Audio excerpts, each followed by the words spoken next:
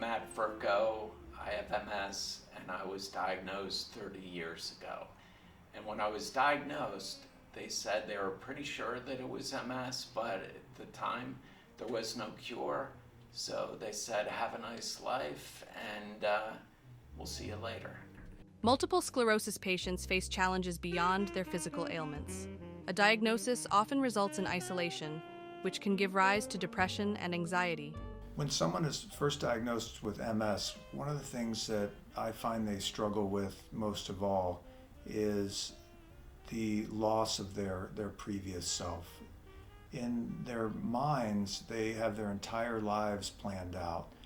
And when they receive an MS diagnosis, they don't know what the future holds. I was an avid triathlete. I probably did 50 races in a 13-year period. Prior to my MS, I was, a healthy woman in her mid-50s. I golfed 3 times a week. I did Pilates 6 days a week. I loved to go back to Ireland, where I grew up, and hike and play golf and all those wonderful things. And that, was taken away. My name is Tim Moran. I'm the program manager for the Centers for MS. When I was first diagnosed with MS, I thought it was a death sentence. It was scary. It was unknown. I didn't know what my future was going to hold. So 25 years ago, when I first started practicing here, I was introduced to the MS Center, started by 2 amazing women, and they told me what their mission was, and it was to provide therapies that were proven to be beneficial to people living with MS. The MS Center is invaluable. We have a community here. There's acceptance. You have people that are participating in exercise class, art class, group therapy, and the community is essential. Anyone that has this disease, they don't want to be isolated. They want to experience things with other people that they can talk to about the disease if they need to. But finding this MS Center last year has really brightened my life. From the minute you walk in the door, Tim, Judy, Kay, they're all so positive. The teachers are so enthusiastic. And all the other people that have MS, nobody ever complains. It's just we're all in the same boat. It's hard to measure the impact that a facility like this has on not only on the individual who's sick, but on their family and their support system.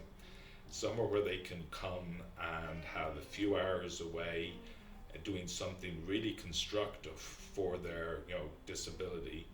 Like my sister was very positive, but I realized that it's hard to keep the positivity going without a support system.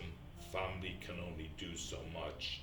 I'm so grateful to have found the MS Center of Southwest Florida. I remember looking up a bunch of different things, and I knew that whenever I found it, that it was a very unique and special opportunity, that I can drive here, I can see people face to face. The joy that I see on people's faces just coming here on a daily basis is it's priceless.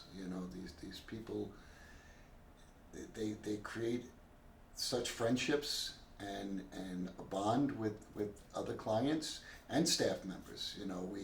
We're a family.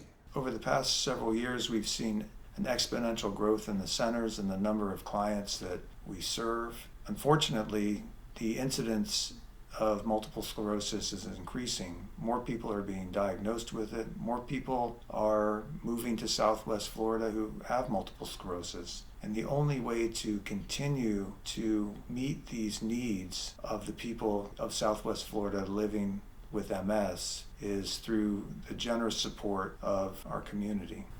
The MS Center provides a tremendous sense of community for people living with MS. They have a tremendous sense of acceptance. No longer do they feel isolated whatsoever. Don't you want to improve the lives of people living with MS? Please donate today. Thank you very much.